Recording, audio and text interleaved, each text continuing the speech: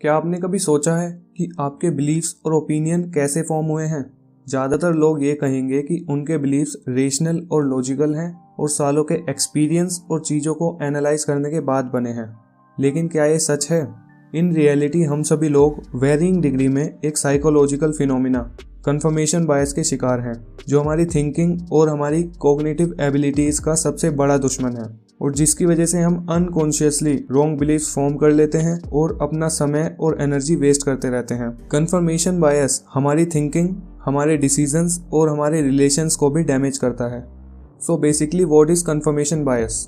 1960 में एक cognitive psychologist Peter Watson ने कुछ एक्सपेरिमेंट्स किए जो वॉटसन्स रूल डिस्कवरी टास्क के नाम से जाने जाते हैं और जिसके बेस पर उन्होंने डेमोन्स्ट्रेट किया कि हर इंसान अपनी कुछ बिलीफ्स और धारणाएं बना लेता है और इंसान की ये टेंडेंसी होती है कि वो ऐसी इन्फॉर्मेशन सीख करता है जो उसके एग्जिस्टिंग बिलीफ्स को कंफर्म करती हो और ऐसी इन्फॉर्मेशन या फैक्ट्स जो उसकी धारणा के खिलाफ होते हैं वो उन्हें इग्नोर कर देता है और जिसकी वजह से इंसान सिचुएशंस को ऑब्जेक्टिवली नहीं देख पाता और यही चीज़ हमारे डिसीजंस को भी इन्फ्लुएंस करती है और हमें गलत डिसीजंस और चॉइसेस की तरफ ले जाती है। इसे एक एग्जांपल से समझते हैं। मान लीजिए आप किसी नए इंसान से मिलते हो, तब आप उस इंसान पर एकदम से बिलीव नहीं करोगे बिकॉज आप उसको नहीं जानते और इसीलिए आप उसके एक्शंस और पर्सनैलिटी को ऑब्जेक्टिवली एनालाइज करने की कोशिश करोगे कि वो इंसान कैसा है।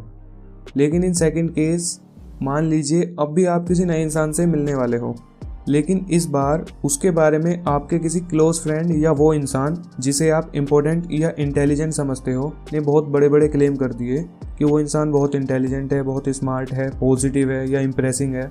अब क्योंकि आपका प्री एग्जिस्टिंग बिलीफ ये बन गया कि वो इंसान इंटेलिजेंट है, इसीलिए आप उस इंसान के एक्शंस और पर्सनैलिटी को अपने प्री एग्जिस्टिंग बिलीफ के अकॉर्डिंग ही एनालाइज करोगे और अपने बिलीफ्स को सही प्रूफ करने के लिए उस इंसान की पॉजिटिव साइड पर ज़्यादा फोकस करोगे और उसके नेगेटिव पॉइंट्स को इग्नोर कर दोगे। और अगर आपके फ्रेंड ने उसके बारे में नेगेटिव बोला होता तो आप सोच ही सकते हो कि आप क्या करते। ये बोला जाता है first impression is the last impression. इसका पॉइंट ही ये है कि इंसान की थिंकिंग कितनी बायस्ड है।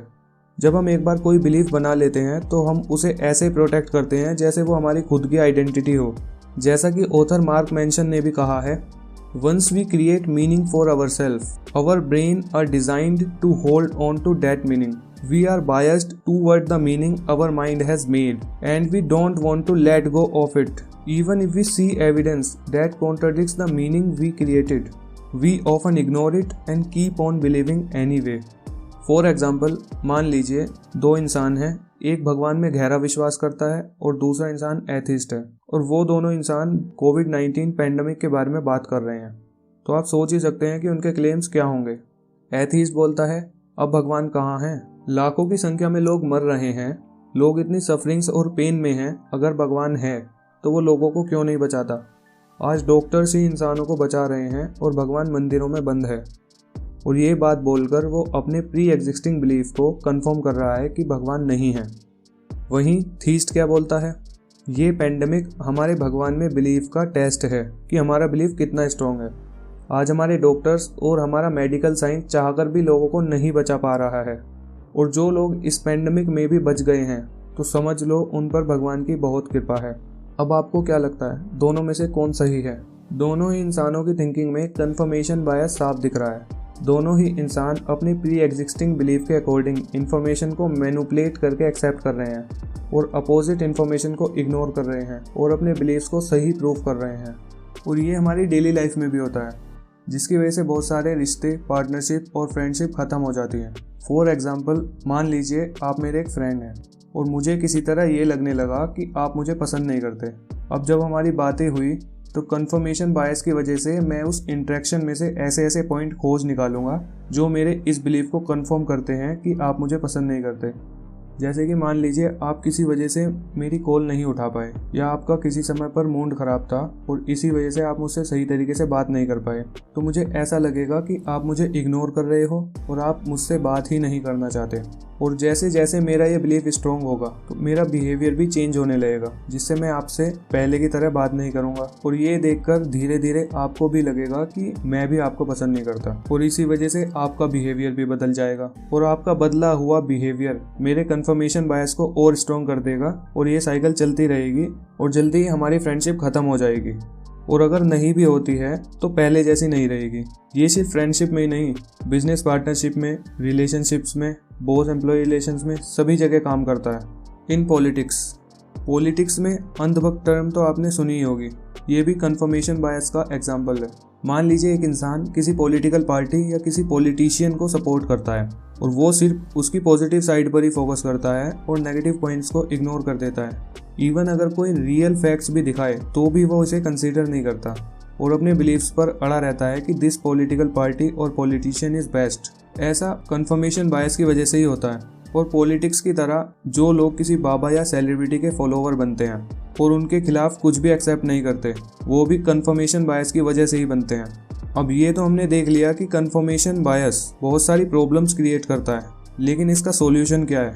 ऑनेस्टली कहा जाए तो चाहे कोई इंसान कितना भी इंटेलिजेंट हो, कितना भी स्मार्ट या सक्सेसफुल हो, या उसका IQ कुछ भी हो, सभी में वेरिंग डिग्री में कंफर्मेशन बायस होता ही होता है।